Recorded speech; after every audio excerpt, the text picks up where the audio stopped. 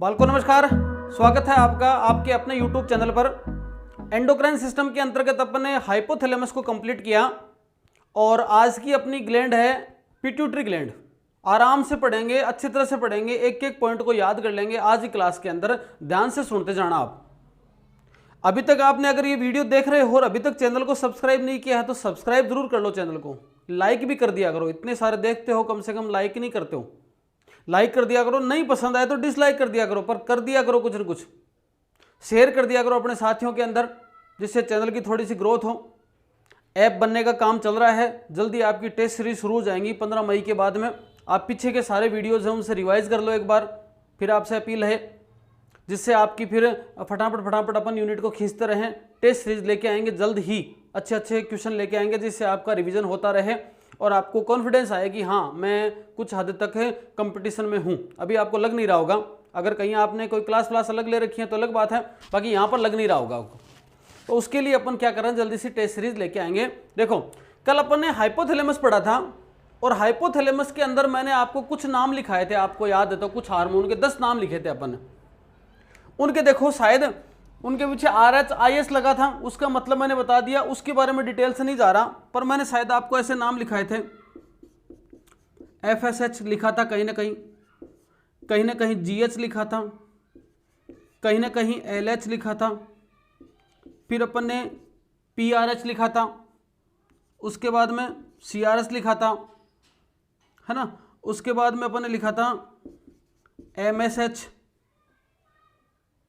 ठीक है, MSH आपके मेलनोसाइटिक हार्मोन लिखा था, और फिर अपन ने TSH लिखा था। ये 7 नाम अपन ने कुछ लिखे थे और इनसे संबंधित उनके आगे RH और IH भी लगा था। कुछ के RH IH दोनों लगा था और कईयों के आपके RH ही लगा था, रिलीजिंग हार्मोन और इनहिबिटिंग हार्मोन। ये कल की बात हो गई। अब ये सारे के सारे 7 हार्मोन का संबंध आपके पिट्यूटरी ग्लैंड से है। पिट्यूटरी ग्लैंड से मुख्यतः 9 हार्मोन की बात करेंगे। पिट्यूटरी ग्लैंड से संबंधित 9 हार्मोन है, पर पिट्यूटरी ग्लैंड के द्वारा ही बनने वाले हार्मोन है 7 और 2 हार्मोन है जिनको केवल वो रखती है, बनाता हाइपोथैलेमस ही है। तो याद रखना, इनको रट लो अभी। Follicle stimulating hormone, growth hormone, luteinizing hormone, prolactin, ठीक है। आपके फिर यहां पर ACTH लिख दो चाहे तो, एक्टिनो कोर्टिकोट्रोपिक हार्मोन, और मेलनोसाइटिक स्टिमुलेटिंग हार्मोन और थायराइड स्टिमुलेटिंग हार्मोन। ये सब नाम है वो अपने को याद रखने हैं। किसके लिए? पिट्यूटरी ग्लैंड के लिए। एक एक बात बताऊंगा, ढंग से बताऊंगा, अच्छे से बताऊंगा, याद रखना। देखो, पॉइंट वाइज लिखते जाना। पिट्यूटरी ग्लैंड, सबसे पहले क्या लिखोगे? मटर के दाने की आकृति, मटर के दाने की आकृति जैसी स्ट्रक्चर होती है इसकी। 1 नंबर बात। 2 नंबर क्या लिखो? गुलाबी रंग की, ठीक है।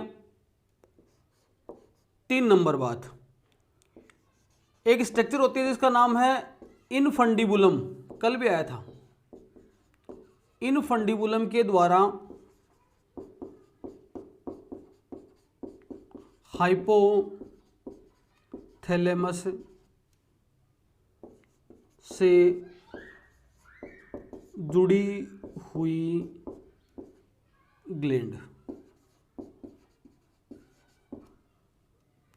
आगे क्या रखोगे? खोपड़ी में जो स्कल में बोन लिखी थी अपन ने, स्कल में एक बोन होती है, इसका नाम है स्पिनोइड।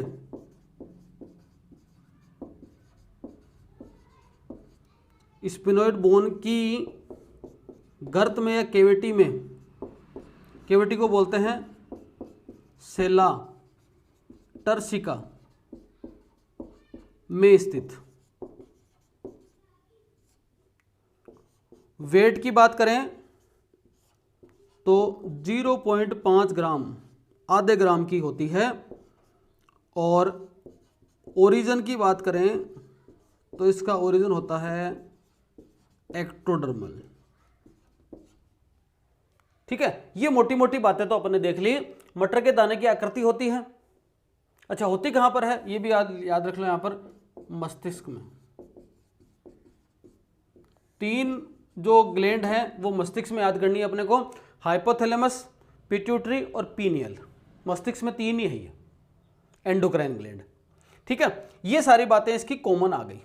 अब देखो ये हाइपोथैलेमस है, इन 2 नाम को बाद में समझाऊंगा। हाइपोथैलेमस है, हाइपोथैलेमस से ये 2 पालियां निकली हुई हैं, 2 स्ट्रक्चर निकली हुई हैं, और ये जुड़ी हुई जो है इस भाग के द्वारा जुड़ी हुई है, इसका नाम है इनफंडिबुलम। मतलब हाइपोथैलेमस से इनफंडिबुलम के द्वारा एक स्ट्रक्चर निकली हुई है मटर के दाने के समान, उसको पिट्यूटरी ग्लैंड बोलते हैं। मटर के भी 2 दाने होते हैं ना, इस प्रकार से पिट्यूटरी ग्लैंड है। एक भाग है, अब इस पिट्यूटरी ग्लैंड के 2 पार्ट है, 2 पालियां होती हैं इसकी। एक पाली को बोलते हैं अग्रपाली एडिनोहाइपोफाइसिस, और एक पाली को बोलते हैं पश्चपाली न्यूरोहाइपोफाइसिस। मतलब इस डायग्राम में आपको ऐसा बनता है ऐसा, बाकी नजर क्या आएगा, जैसे मान लो कि एक ऊपर की तरफ है कोई पाली और पीछे की तरफ है कोई दूसरी ऐसी। मतलब ऐसा है, ये ऊपर की तरफ और उसके पीछे की साइड में थोड़ी सी है।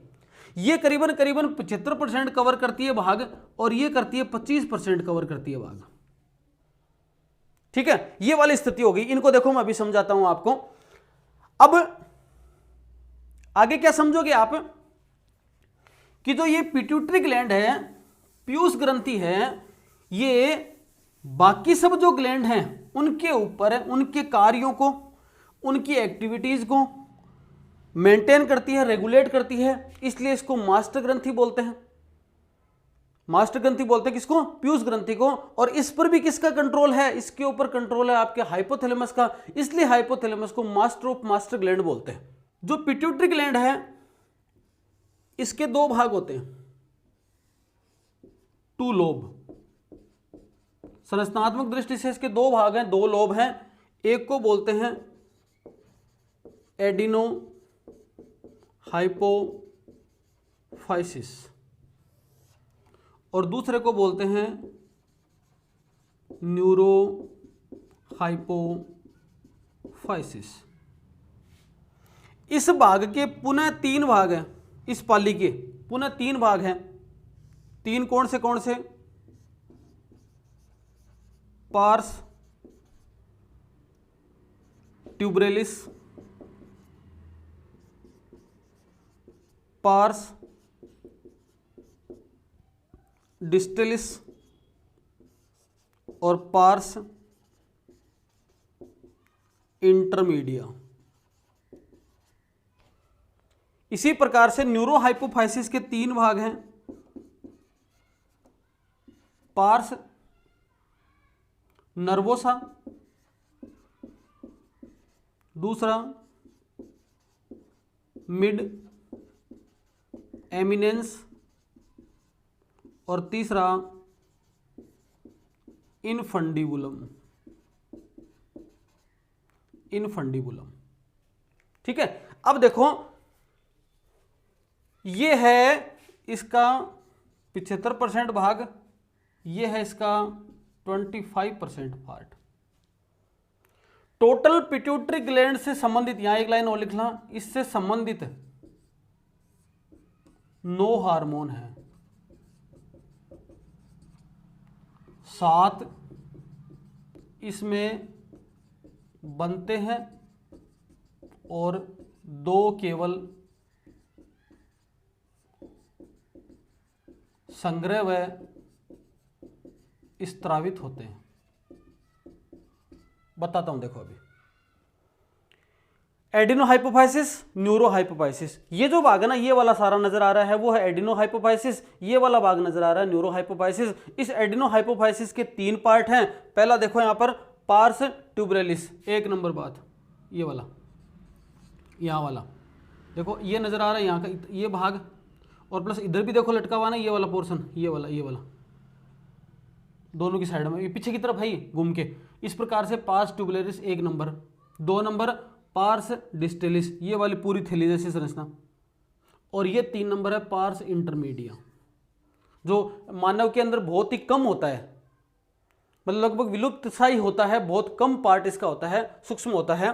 इधर न्यूरोहाइपोफाइसिस के अंदर पार्स नर्वोसा 1 नंबर ये रहा, मिड एमिनेंस ये वाला 2 नंबर, ये वहां पर, और तीसरा नंबर पर इनफंडिबुलम, यही वो इनफंडिबुलम पार्ट है जिसके द्वारा ये हाइपोथैलेमस से जुड़ा रहता है भाग। ठीक है, अब देखो हार्मोन की जहां तक बात करें तो पार्स ट्यूबरेलिस के द्वारा कोई हार्मोन नहीं स्रावित होता, कोई हार्मोन नहीं। ठीक है, ये वाला हो गया। उसके बाद में पार्स डिस्टेलिस के लिए क्या लिखोगे, सबसे बड़ा वह 7 हार्मोन बनाता है, वह स्त्रावित करता है। 7 नहीं 6 हार्मोन बनाता हुआ स्त्रावित करता है। 6 कौन कौन से, यहां लिख रहा हूं, 1 number, 2 number, 3 number, 4 number, 5 number और ये 6 नंबर।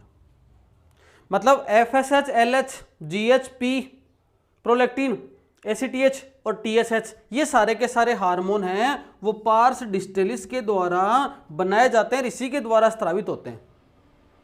ठीक है, यही स्त्रावित होते हैं, यहीं पर ये संग्रह होता है, यहीं से निकलते हैं ये। पर कब बनेगा, जैसे FSH कब रिलीज करेगा ये, जब उसको FSH-RH मिलेगा, कहां से, हाइपोथैलेमस से। FSH को रोकेगा कब, जब उसको मिलेगा। ठीक है, इस प्रकार की स्थिति है पार्स डिस्टेलिस की। पार्स इंटरमीडिया के द्वारा केवल एक ही हार्मोन,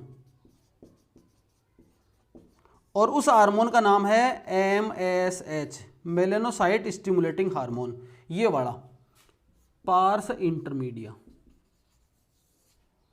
ठीक है, ये वाला। तो 6 तो किसके द्वारा, पार्स डिस्टेलिस, 1 किसके द्वारा, पार्स इंटरमीडिया, टोटल 7 हो गए ना। अब बात करें न्यूरोहाइपोफाइसिस।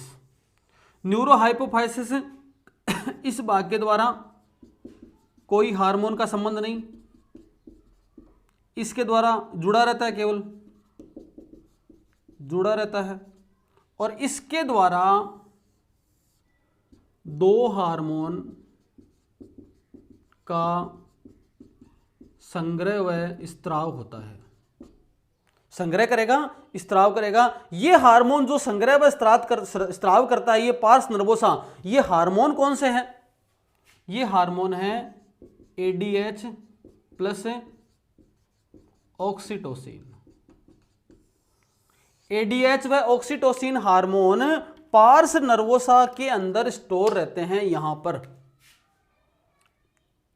ये वाले भाग में पार्स नर्वोसा के अंदर स्टोर रहते हैं। इन हार्मोनों का निर्माण कहां होता है, ये हार्मोन का संश्लेषण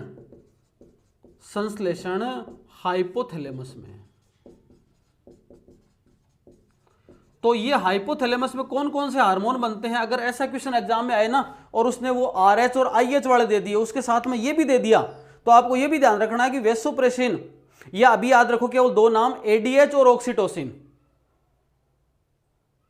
ADH और ऑक्सीटोसिन दोनों हार्मोन हैं, उनका निर्माण कहां होता है, उनका निर्माण होता है हाइपोथैलेमस में। उनका संग्रह कहां होता है, न्यूरोहाइपोफाइसिस में। न्यूरोहाइपोफाइसिस किसका पार्ट है, पिट्यूटरी ग्लैंड का पार्ट है। और न्यूरोहाइपोफाइसिस में भी कहां पर होता है, पार्स नर्वोसा भाग में इनका संग्रह होता है, और जरूरत पड़ने पर ये रिलीज किए जाते हैं। आई बात इतनी समझ में, आगे चलो। टोटल 6 हार्मोन का संबंध हो गया, किससे, एडिनोहाइपोफाइसिस के पार्स डिस्टेलिस पार्ट से, और पार्स इंटरमीडिया से 1। तो अभी इन एडिनोहाइपोफाइसिस के 7 हार्मोन के बारे में बात करेंगे। सबसे पहला लेते हैं GH, दूसरा नाम है STH। फुल फॉर्म क्या लिखोगे, ग्रोथ हार्मोन या सोमेटोट्रोपिक हार्मोन, एक ही बात है, दोनों नाम याद रखने। ये किससे स्रावित होता है, पिट्यूटरी ग्लैंड, एडिनो और पार्स डिस्टेलिस। इतना तो याद रह जाएगा। ठीक है, ये जो हार्मोन है, इस हार्मोन का काम क्या है, नाम से पता चला है, शरीर की ग्रोथ को प्रेरित करता है।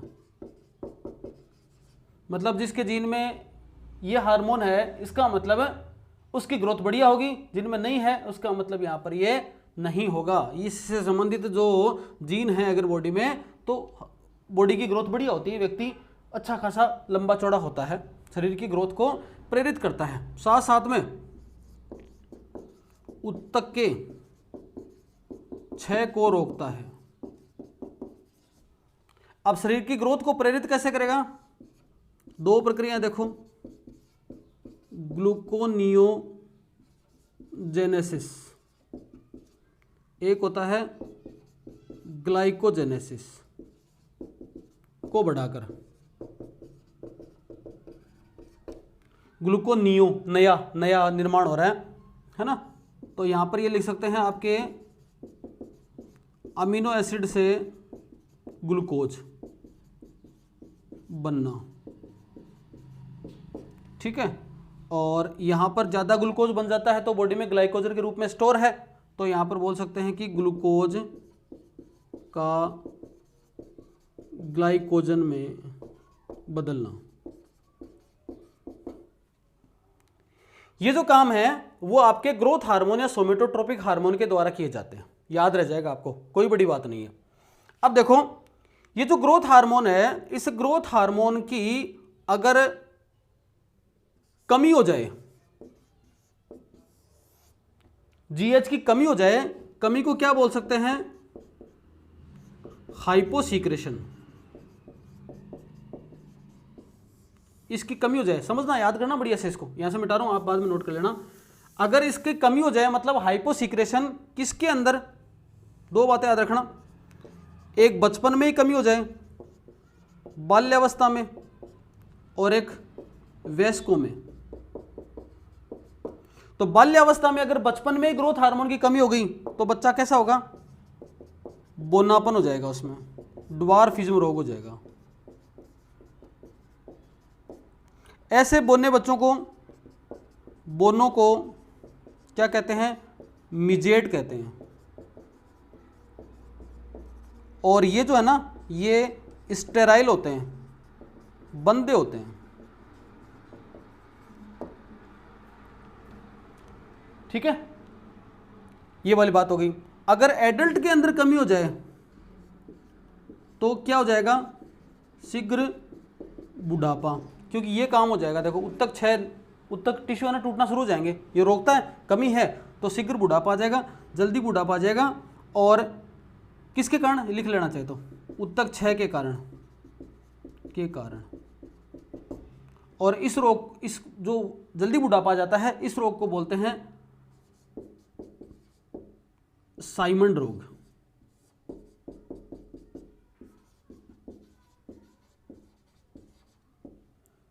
मतलब कोई पूछे साइमंड डिजीज का संबंध किसमें है, किससे है, तो पिट्यूटरी ग्लैंड से स्रावित होने वाले ग्रोथ हार्मोन की अगर एडल्ट में कमी है, वयस्कों में अगर ग्रोथ हार्मोन की कमी हो जाए तो उनके अंदर क्या हो जाएगा? जल्दी बुढ़ापा आ जाएगा, क्योंकि उसके अंदर टिश्यू टूटने लग गए, है ना। ये बात हो गई। ये तो बात करी अपन ने हाइपोसीक्रेशन की। अगर मान लो किसी के अंदर ग्रोथ हार्मोन ज्यादा सीक्रेट होने लग गया, उसको क्या बोलेंगे? उसको बोलेंगे हाइपर सीक्रेशन। अगर ये हाइपर सीक्रेशन वही बच्चों में हो जाए बाल्यावस्था में, तो रोग हो जाता है जाइगेटिज्म, है ना। इसको क्या बोलेंगे? महाकायता हिंदी में। देखो ये शब्द है ना, गीगा, याद रखना, गीगा। गीगा बच्चे को बोलते हैं, छोटा छोटा बच्चा होता है उसको गीगा बोलते हैं, है ना। तो बच्चे के अंदर महाकायता रोग हो जाएगा बाल्यावस्था में अगर इसका ज्यादा सीक्रेशन हो जाएगा, मतलब बच्चा लंबा चौड़ा होगा यहां पर, और शरीर की अस्थियां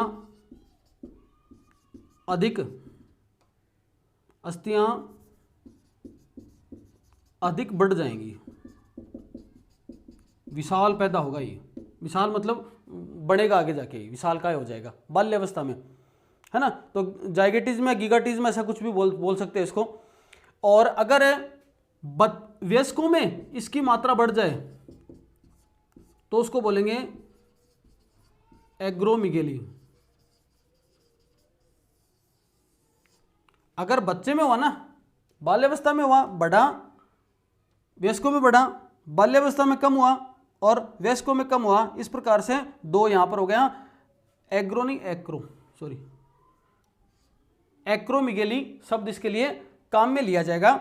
और ऐसे जो व्यक्ति है ना, उसके चेहरे की अस्थियां बढ़ जाती है, चेहरा बहुत बड़ा हो जाता है, लंबा चौड़ा लगता है, चेहरे की अस्थियां यहां पर बढ़ जाती हैं। और ज्यादा ही कुछ बढ़ गया तो उनमें कुब्बड़ आ जाती है।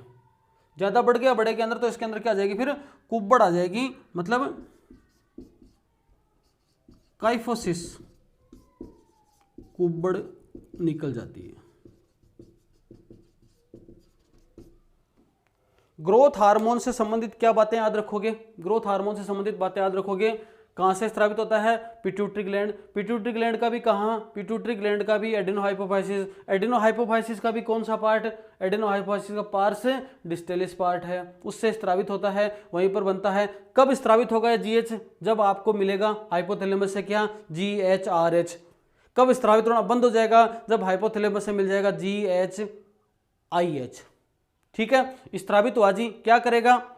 शरीर की ग्रोथ को बढ़ाएगा, शरीर की ग्रोथ को मेंटेन रखेगा और उत्तक क्षय को कम करेगा। तो इसकी मात्रा अगर नियमित रहे तो सब कुछ ठीक रहे। अगर इसकी मात्रा जरूरत से कम हो जाए तो बच्चों में कम हो जाए तो ये स्थिति आएगी, बड़ों में कम हो जाएगी ये स्थिति आएगी। अगर बच्चों में बढ़ जाए तो ये स्थिति आ जाएगी, वयस्कों में बढ़ जाएगी तो ये स्थिति आ जाएगी। ये याद रखना, यहाँ पर एक्रोमिगेली है, जैगेटिज्म है और उसके बाद में आपके साइमंड रोग है। इनको नाम को अलग अलग से याद रखना है। 2 नंबर पर लेते हैं FSH और LH। 2 और 3 दोनों साथ में जाएंगे। 2 और 3 नंबर पर दोनों को मिलाकर बोला जाता है गोनेडोट्रोपिक हार्मोन।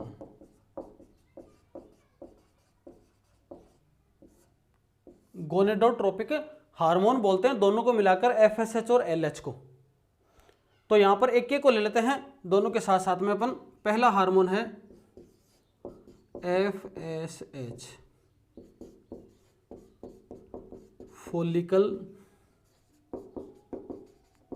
Stimulating hormone. ठीक है, FSH का पूरा नाम है फॉलिकल स्टिमुलेटिंग हार्मोन, पुट्टी के प्रेरक हार्मोन बोला जाता है इसको। फॉलिकल बढ़ाने का काम है इसका। कार्य क्या है? ये इंपॉर्टेंट है इसका। नर में तो क्या करेगा? ये नर में काम करेगा जो शुक्र जनन नलिकाएं हैं, शुक्र जनन नलिकाएं हैं की वृद्धि करवाता है तथा स्पर्मेटोजेनेसिस को प्रेरित करेगा, को इंड्यूस करेगा। ये अपन वहां भी पढ़ लेंगे जब अपन रिप्रोडक्टिव सिस्टम पढ़ेंगे ना, तो उसके अंदर सारी डिटेल आ जाएगी। यहां पर कार्य हो गया नर के अंदर। मादा में क्या करेगा? ग्राफियन फॉलिकल की वृद्धि तथा oogenesis को प्रेरित। जेनेसिस शुक्राणु जनन और अंड जनन, उनकी क्रिया को ये मोटिवेट करता है। प्लस नर में शुक्र जनन नलिकाओं की वृद्धि और मादा के अंदर ग्राफियन फॉलिकल की वृद्धि के लिए FSH हार्मोन जिम्मेदार है। ये बहुत इंपॉर्टेंट बात है क्योंकि कहीं ना कहीं घूम फिर के आती है, डेवलपमेंटल बायोलॉजी में भी बात आती है, तो वहां से क्वेश्चन बन जाता है यहाँ पर। तो 2 बात हो गई किसकी? FSH की, ये वाली बात हो गई। अब देखो ये हार्मोन इस प्रकार से काम करता है ना, तो यहाँ पर स्पर्मेटोजेनेसिस की क्रिया से क्या बनेंगे? स्पर्म बनेंगे, गेमिट बने। oogenesis की क्रिया से एग बनेगा, गेमिट बना। इसका मतलब दोनों साइडों में क्या बन रहे हैं? गेमिट का निर्माण बन रहा है। इसलिए इसको तो गेमिट की गति हो रही है, मतलब जो शुक्राणु है उसकी गति के लिए, शुक्राणु के बनने वाली प्रक्रिया के लिए जिम्मेदार है, अंडाणु के बनने वाली प्रक्रिया के लिए जिम्मेदार है। इसलिए इस हार्मोन को क्या बोला जा सकता है? गैमेट काइनेटिक हार्मोन भी कहा जाता है। ये भी याद रखना कि गैमेट के फॉर्मेशन को, गैमेट की गति के लिए ये रेस्पॉन्सिबल है, तो गैमेट काइनेटिक हार्मोन भी इसको कहा जाता है। ये बात आ गई FSH की। 2 नंबर याद रख लो, LH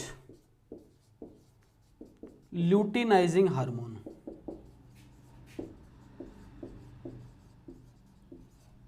ठीक है, ल्यूटिनाइजिंग हार्मोन इसको बोला जाता है। इसका क्या कार्य है, इंपॉर्टेंट है, ये बेहद इंपॉर्टेंट है। मादा में क्या करता है ये, अंडोत्सर्ग की प्रक्रिया को, अंडोत्सर्ग को प्रेरित, अंडोत्सर्ग को बोलेंगे ओव्यूलेशन। मतलब है आपके जो ओवरी है उससे अंडा निकलकर जो आपके नलिका में आता है, किस नलिका में, फैलोपियन ट्यूब के अंदर आता है। किससे निकलकर, ओवरी से निकलकर जो अंडा निकल के आता है 14वें दिन, उसको बोलते हैं अंडोत्सर्ग, ओव्यूलेशन की प्रक्रिया। तो ओव्यूलेशन की प्रक्रिया के लिए जो जिम्मेदार हार्मोन है उसका नाम है LH। बहुत बार पूछा गया ये प्रश्न, ठीक है, बहुत बार पूछा गया प्रश्न, ये कहीं ना कहीं घूम फिर के प्रश्न आता है, ये वाला आपको याद रखना है। प्लस कॉर्पस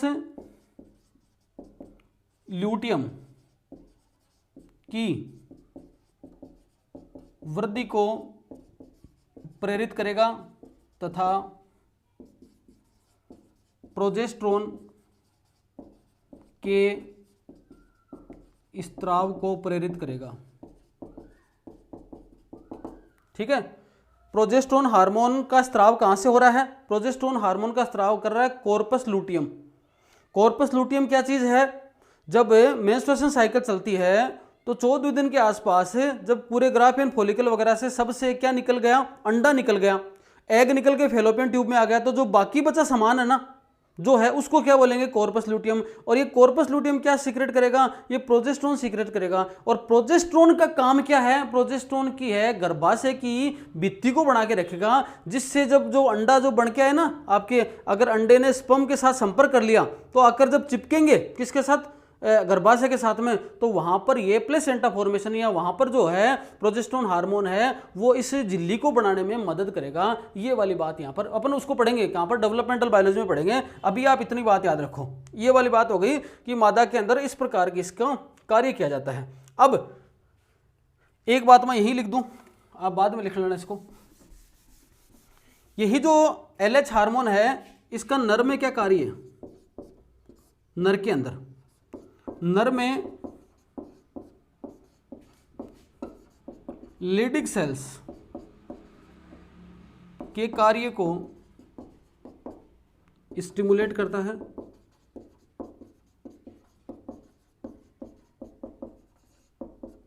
जिससे नर हार्मोन टेस्टोस्टेरोन का स्त्राव होता है। ठीक है, इसको प्रेरित करता है ये, है ना। इसका दूसरा नाम एक और है, इंटरस्टिशियल, है ना, इसलिए इसको ICSH भी बोलते हैं, इंटरस्टिशियल स्टिमुलेटिंग हार्मोन भी इसको क्या बोला जाता है, या इसको इसके कारण से LH का काम ये हो गया। ये नर और मादा के अंदर LH के कार्य को मैंने बता दिया। यहां पर क्या करेगा, अंडोत्सर्ग को प्रेरित करेगा, कॉर्पस लूटियम की वृद्धि को प्रेरित करके प्रोजेस्टेरोन हार्मोन सीक्रेट करवाएगा। और यहां पर लीडिंग सेल होती हैं, लीडिंग सेल क्या होती है वहां पढ़ेंगे, अभी इतना याद रखो। ये जो लीडिंग सेल है इनको इंटरस्टिशियल सेल भी बोलते हैं, इनके कार्य को स्टिमुलेट करता है, जिससे यहां पर नर हार्मोन का मतलब टेस्टोस्टेरोन का सीक्रेशन हो पाता है। तो टेस्टोस्टेरोन के स्त्राव को प्रेरित करता है। ये 2 हार्मोन हो गए, कौन से, आपके FSH और LH, 3 हो गए। चौथे नंबर का हार्मोन है प्रोलैक्टिन, और नाम है इसका लैक्टोजेनिक। 2 नाम हो गए, प्रोलैक्टिन और लैक्टोजेनिक। एक इसका नाम मेमोट्रोपिक भी बोला जाता है इसको। 3 नाम इसके याद रखने हैं। मेन हार्मोन हो गया प्रोलैक्टिन, यहां से एग्जाम में कई बार क्वेश्चन आया है, 2-3, अपने फर्स्ट ग्रेड में भी 2-3 बार क्वेश्चन आ गया प्रोलैक्टिन का। ठीक है, कार्य से संबंधित प्रश्न आ गया, हालांकि वो डेवलपमेंटल बायोलॉजी वाले टॉपिक से संबंधित आया था, पर है वो हार्मोन का ही, तो इसलिए यहां पर भी उसको याद कर सकते हो। ये क्या करेगा, ये हार्मोन जो मेमल्स हैं, मेमल्स में मेमरी ग्लैंड की वृद्धि को प्रेरित कर मिल्क सिंथेसिस को प्रेरित करता है। दूध का स्त्राव, मेमरी ग्लैंड से मिल्क का सीक्रेशन, इस स्त्राव को क्या करेगा ये? बर्ड्स में देखो ये काम, बर्ड्स में भी याद रखना है, एक अलग इससे संबंधित नहीं पर अलग से नोट करा देता हूँ आपको।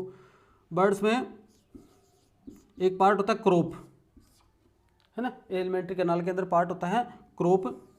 क्रोप जो है उससे क्रोप मिल्क स्त्रावित होता है, को प्रेरित करता है प्रोलैक्टिन ही।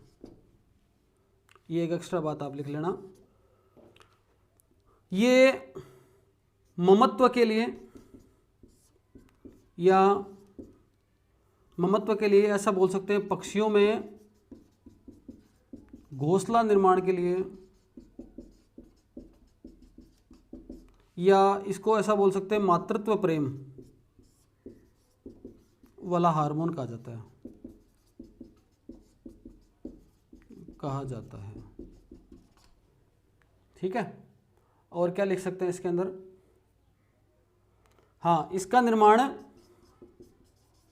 पिट्यूटरी ग्लैंड में देखो एक सेल्स होती हैं, पिट्यूटरी ग्लैंड में सेल होती हैं, सेल का नाम है लैक्टोट्रोपिक सेल्स द्वारा होता है। एक बात और याद कर रखोगे कि शिशु जन्म के बाद स्तन ग्रंथियों में मिल्क फॉर्मेशन को प्रेरित करने वाला हार्मोन, ठीक है। और एक बात और याद रखना यहां पर, अभी जो मैंने लिखा था किसके लिए? एलएच के लिए, फीमेल में, वो काम भी इसका है। कॉर्पस ल्यूटियम से प्रोजेस्टेरोन के स्त्राव को प्रेरित करता है। अब ये प्रोलैक्टिन कब निकलेगा? जब हाइपोथैलेमस से क्या मिलेगा? PRH, प्रोलैक्टिन रिलीजिंग हार्मोन, और हाइपोथैलेमस से क्या मिला? PIH, ठीक है, प्रोलैक्टिन इनहिबिटिंग हार्मोन। तो क्या करेगा ये? रुक जाएगा, स्त्रावित नहीं होगा ये। 5 नंबर है MSH, मेलेनोसाइट स्टिमुलेटिंग हार्मोन।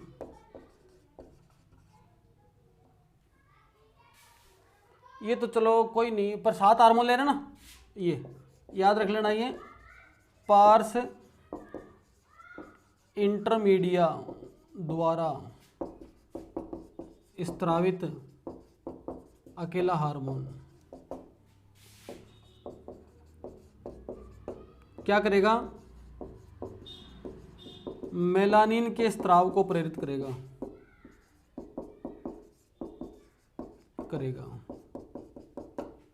है ना। रेप्टिलिया में जो रंग बदलने की प्रवृत्ति या स्तनधारियों में जो चकत्ते या गहरे रंग के दाग, ये जो होते हैं ना, वो इसी पिगमेंट के कारण होते हैं। मानव के अंदर ये जो पार्स इंटरमीडिया है थोड़ी अल्प विकसित होती है, पर आपके रेप्टिलिया वगैरह के अंदर इनमें ज़्यादा विकसित होती है, तो फिर वहाँ पर हार्मोन का बहुत सीक्रेशन होता है। तो रेप्टिलिया वगैरह हैं, ये अपना कलर वगैरह है ना, गिरगिट वगैरह अपने कलर वगैरह चेंज कर लेते हैं, वो इसी के कारण से संभव हो पाता है। अगला हार्मोन कौन सा है? TSH, थायराइड स्टिमुलेटिंग हार्मोन, ये क्या काम करेगा? थायराइड ग्लैंड को थायरोक्सिन स्रावित करने के लिए प्रेरित करेगा। मतलब ऐसा बोल सकते हैं, थायराइड ग्लैंड के ग्रोथ के लिए आवश्यक। और ये रिलीज कब होगा? जब क्या मिलेगा आपको याद है क्या? TRH लिखा था अपन ने, थायरोट्रोपिक रिलीजिंग हार्मोन। किससे निकलेगा? हाइपोथैलेमस से। तब जाकर ये TSH रिलीज होगा। और TSH क्या करेगा? TSH जब रिलीज हो गया तो ये थायराइड ग्लैंड पे काम करेगा। और थायराइड ग्लैंड पे काम क्या करेगा? थायराइड ग्लैंड पे काम क्या करेगा? ये थायरोक्सिन हार्मोन को निकलने के लिए प्रेरित करेगा थायराइड ग्लैंड के लिए। तब थायराइड ग्लैंड अपना काम कर पाएगी। हो गए। 7वां है ACTH, एड्रीनो कोर्टिकोट्रोपिक हार्मोन। एड्रीनोकोर्टिकोट्रोपिक हार्मोन, ये जो हार्मोन है ये क्या करेगा? एड्रिनल ग्लैंड के कॉर्टेक्स पार्ट से हार्मोन स्राव को प्रेरित करता है ना। लास्ट में 2 मिनट में रिवीजन कराऊंगा, पूरा वीडियो देखना, बड़ा बन रहा है, ऐसे घबराना मत। तो ये 7 हार्मोन की अपने टोटल बात हो गई। सातों के सातों हार्मोन का स्राव कौन कर रहा है? सातों के सातों हार्मोन का स्राव कर रहा है एडिनोहाइपोफाइसिस। इसमें से 6 तो पार्स डिस्टलिस के द्वारा और 1 पार्स इंटरमीडिया। पार्स इंटरमीडिया के द्वारा केवल 1 हार्मोन MSH मेलानिन वर्णक का निर्माण करेगा। उसके बाद में बच गए 6 में कौन कौन से? 1 ग्रोथ हार्मोन वृद्धि को प्रेरित करता है। कमी से ज्यादा से क्या क्या हो सकता है याद रखना। दूसरे नंबर पर आपको गोनेडोट्रोपिक हार्मोन याद रखने हैं, 2 कौन कौन से? 1 FSH का नर और मादा में काम क्या याद है वो याद रखना। उसके बाद में LH नर मादा में क्या काम है याद रखना है। 3 हो गए। उसके बाद में आ गया 4 नंबर पर प्रोलेक्टिन क्या कार्य करता है वो याद रखना है। 5वें नंबर पर आपको याद रख लेना कौन सा? TSH याद रख लेना है। और 6ठे नंबर पर आपको याद रख लेना है कौन सा? ACTH। ये 6 के 6 हार्मोन हैं, उनका संबंध एडिनोहाइपोफाइसिस के पार्स डिस्टेलिस पार्ट से है। वहीं पर बनते हैं, वहीं से स्रावित होते हैं। और इनका कंट्रोल किससे होता है? हाइपोथैलेमस से कंट्रोल होता है। एक सिंगल हार्मोन है जो कि पार्स इंटरमीडिया स्रावित करता है। अब 2 हार्मोन ऐसे हैं जो कि हाइपोथैलेमस बनाकर देता है किसको? न्यूरोहाइपोफाइसिस को। और न्यूरोहाइपोफाइसिस के पार्स नर्वोसा पार्ट में वो सुरक्षित रहते हैं, संग्रहित रहते हैं, जरूरत पड़ने पर स्रावित होते हैं। और वो 2 हार्मोन कौन से हैं उनके बारे में जानते हैं। न्यूरोहाइपोफाइसिस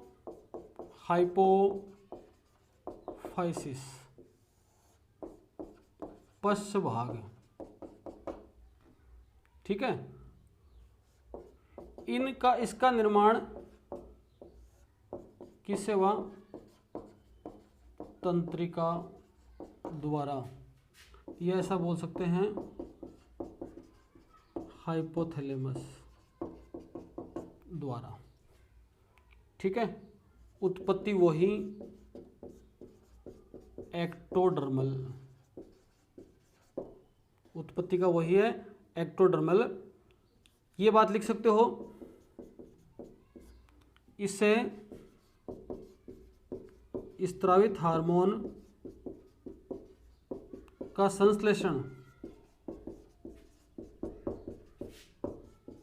हाइपोथैलेमस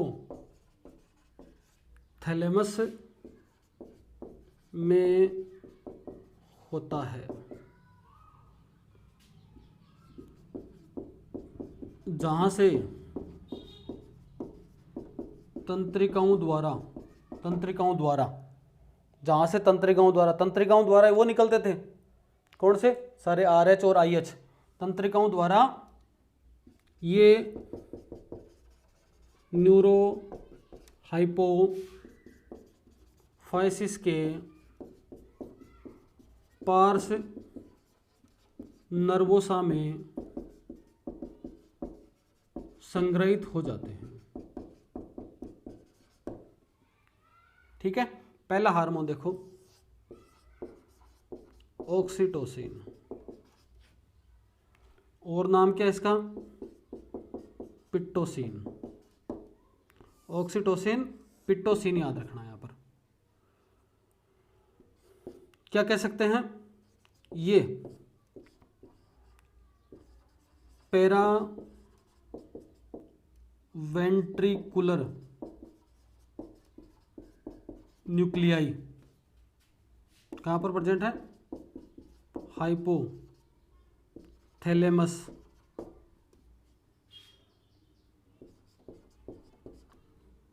से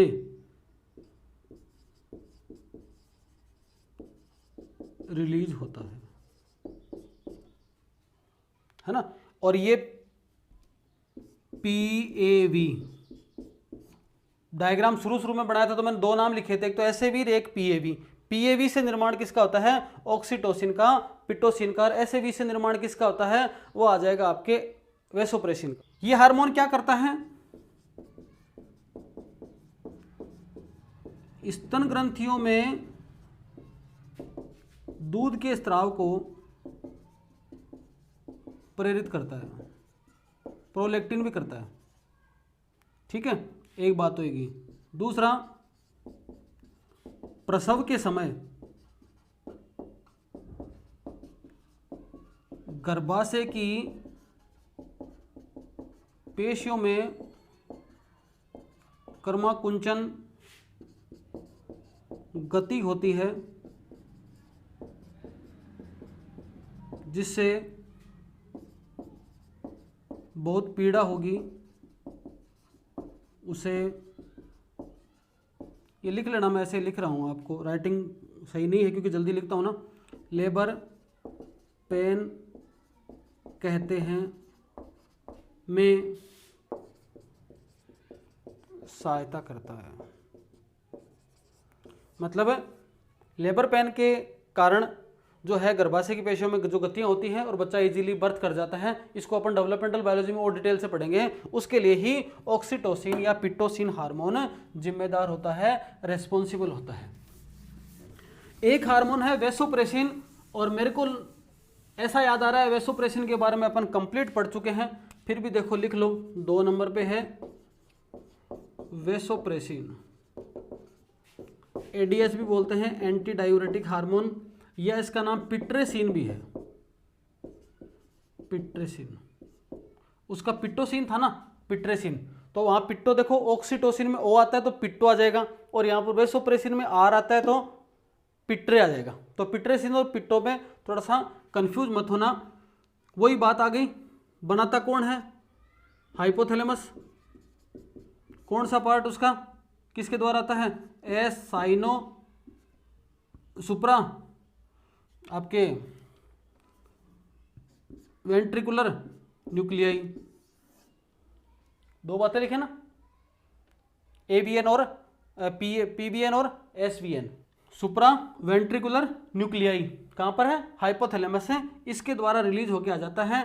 इसको क्या बोलते हैं? Anti diuretic hormone.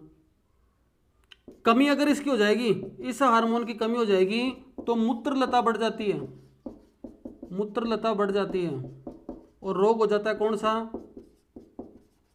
Diabetes insipidus. मतलब जो मूत्र होगा ना, उसकी तरलता बढ़ जाएगी, डाइल्यूशन ज़्यादा बढ़ जाएगा अगर इस हार्मोन की कमी होगी। तो ये क्या करता है? मूत्र के जो जल का अधिकतम अवशोषण करता है। तो इस हार्मोन, जैसे मान लो कि कई बार ज़्यादा टॉयलेट आते हैं, ज़्यादा यूरिन आता है ना, तब उस परिस्थिति में जो किडनी है मैसेज करती है ब्रेन को। ब्रेन क्या करता है? हाइपोथैलेमस है, जो हाइपोथैलेमस क्या करेगा? ये हार्मोन निकालेगा, इससे संबंधित हार्मोन जो बना के रखता है, तैयार करके रखता है, और ये हार्मोन किसको दे देगा? आपके इसको न्यूरोहाइपोफाइसिस को। न्यूरोहाइपोफाइसिस क्या करेगा? जरूरत पड़ने पर ये क्या करेगा? वहां पर जाएगा और मूत्र की तरलता को कम कर देगा और डिस्टिल एंड पे जाकर अधिकतम चीज़ों को अवशोषित कर लेगा। ऐसा अपन ने किडनी वाले चैप्टर में पढ़ लिया था। तो ज़्यादा डिटेल में जाने की जरूरत नहीं है। ये सब बातें आपकी आ गई वेसोप्रेसिन की, एडीएच की, ये वाली बातें हो गई। ठीक है, तो ये नेफ्रॉन पर काम करता है, ये बातें आप लिख लेना वहाँ से। अब कंट्रोल देखो पिट्यूटरी ग्लैंड का, कंट्रोल यहाँ लिख लेना, कंट्रोल ऑफ पिट्यूटरी ग्लैंड क्या लिखोगे, जो पश्चपाली है या न्यूरोहाइपोफाइसिस है के हार्मोन का संश्लेषण कहाँ होता है, हाइपोथैलेमस में। अग्रपाली है एडिनोहाइपोफाइसिस है के हार्मोन का स्त्राव व नियंत्रण किसके पास है, हाइपोथैलेमस के पास। स्त्राव नियंत्रण है, संश्लेषण नहीं होता। संश्लेषण कहाँ पर होता है, इसी की पाली के अंदर होता है। तो ये वाली बात आपको याद रखना है। ठीक है, इसी के साथ साथ में इस पाली के जो हार्मोन है, इन हार्मोन का जो नियंत्रण है वो RH व IH कारक के द्वारा होता है, के द्वारा होता है ना। ये वाली बात हो गई। इतने सब काम जो करती है कौन, पिट्यूटरी ग्लैंड।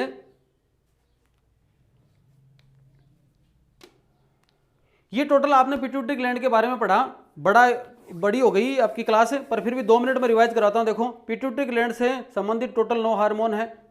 7 का संबंध आपके एडिनोहाइपोफाइसिस से है, 2 का संबंध आपके न्यूरोहाइपोफाइसिस से है, 7 में 1 का संबंध आपके पार्स इंटरमीडिया से है, 6 का संबंध आपके किससे है, 6 का संबंध है पार्स डिस्टलिस से, 2 है जिसका निर्माण हाइपोथैलेमस करता है लेकिन भेज देता है पश्चपाली में। पश्चपाली में कहाँ पर, पार्स नर्वोसा के आधार पे भेज देता है ऑक्सीटोसिन और वेसोप्रेसिन। तो 2 का संबंध वहाँ पर है और बाकी 6-7 टोटल 9 हार्मोन का संबंध आपको पिट्यूटरी ग्लैंड से है। ये आपको अच्छी तरह से क्लास देख लेनी है, लिख लेना है और 1-2 बार उसको तुरंत ही पढ़ लेना, याद हो जाएगा। धन्यवाद, शुभ रात्रि।